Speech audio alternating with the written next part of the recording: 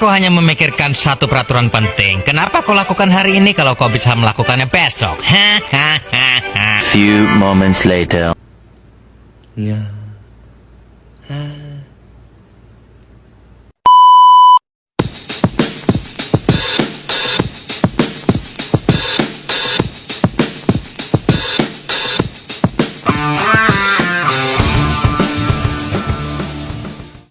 Tujuan saya membuat video ini adalah untuk melengkapi tugas proyek UAS dari mata kuliah pengantar ekonomi.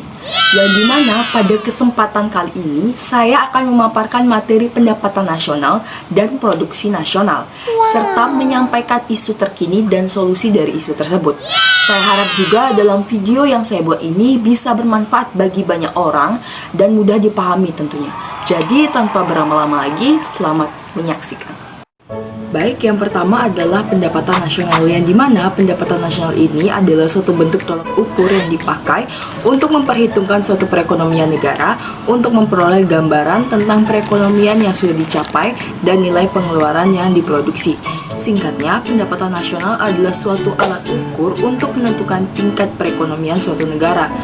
Kemudian adalah produksi nasional, yaitu total nilai semua barang dan jasa yang dihasilkan di wilayah geografis suatu negara dalam periode tertentu. Produksi nasional ini terbatas pada barang dan jasa yang dihasilkan di dalam wilayah negara. Sekarang komponen pendapatan nasional. Yang pertama itu adalah GDP atau Gross Domestic Product, adalah jumlah seluruh produk berupa barang dan jasa yang dihasilkan oleh warga di suatu negara, baik warga negara itu sendiri maupun warga negara asing dalam waktu 1 tahun. Sedangkan GNP adalah jumlah seluruh produk berupa barang dan jasa yang dihasilkan oleh warga negara dalam waktu 1 tahun. Kemudian ada NNP atau Net National Product, adalah hasil produksi yang dihasilkan oleh suatu negara setelah dikurangi penyusutan modal. Kemudian NNI atau Net National Income adalah NNP setelah dikurangi dengan pajak tidak langsung. Kemudian ada IP atau Personal Income, adalah pendapatan yang secara formal diterima oleh masyarakat. Kemudian yang terakhir adalah DI atau Disposable Income, adalah pendapatan yang benar-benar diterima oleh masyarakat dan siap untuk dibelanjakan. Kemudian saya akan menjelaskan definisi dari GDP dan GNP lebih signifikan lagi, yang merupakan komponen dari pendapatan nasional yang sudah saya jelaskan sebelumnya. Baik, dimulai dari Gross Domestic Product, GDP atau Produk Domestik Bruto, PDB, yang dimana GDP ini adalah nilai barang atau jasa suatu negara yang dihasilkan oleh faktor-faktor produksi milik warga negara tersebut dan warga negara asing yang tinggal di negara tersebut. GDP dianggap bersifat bruto atau kotor, yang dengan demikian pendapatan yang diperoleh dari produksi barang dan jasa yang dihasilkan oleh penduduk suatu negara yang berada di luar negeri tidak turut diperhitungkan.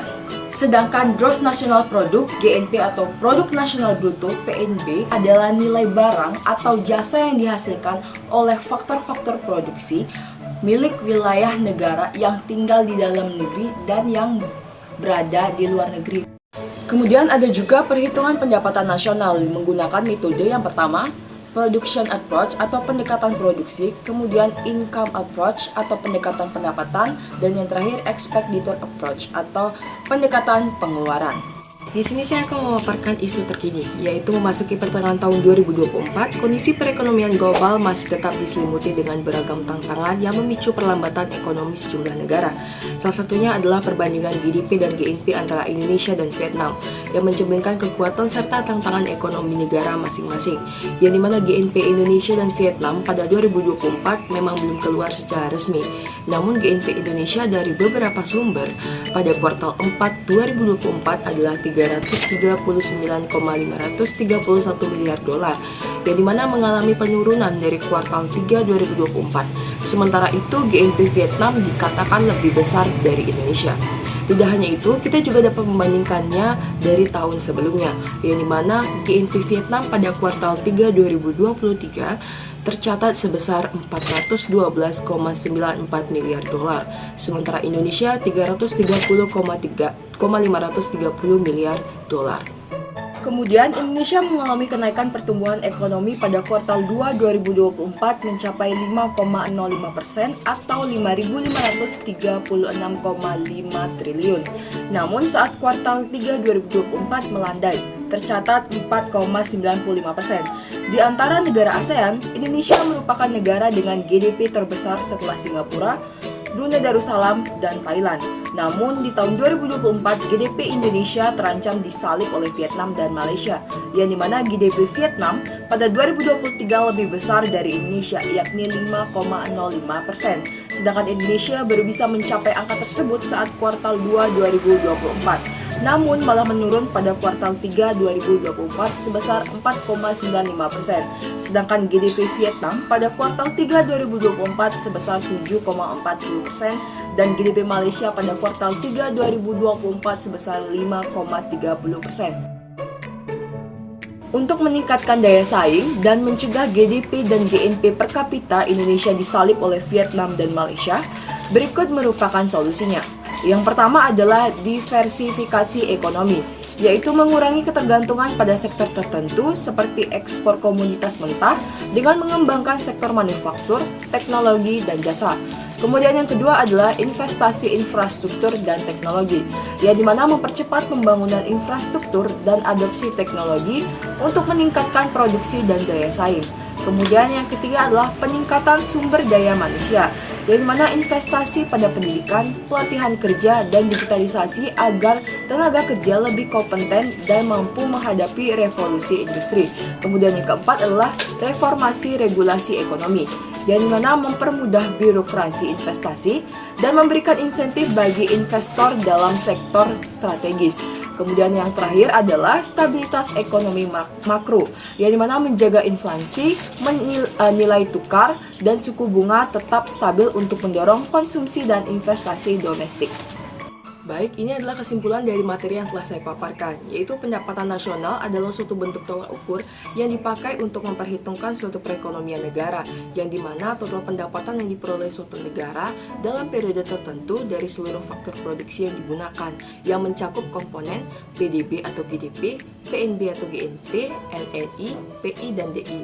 Ada pula perhitungan pendapatan nasional, yaitu yang pertama production approach, kemudian yang kedua income approach, dan ketiga expected approach. Sementara itu, pendapatan nasional adalah total nilai semua barang dan jasa yang dihasilkan di wilayah geografis suatu negara dalam periode tertentu. Tadi kalian sudah mendengar saya menyampaikan isu serta solusinya. Sekarang saya mengajak kalian semua untuk ikut mendiskusikan isu ini dan juga selalu peduli terhadap pertumbuhan GDP dan GNP Indonesia di tengah tantangan global tentunya.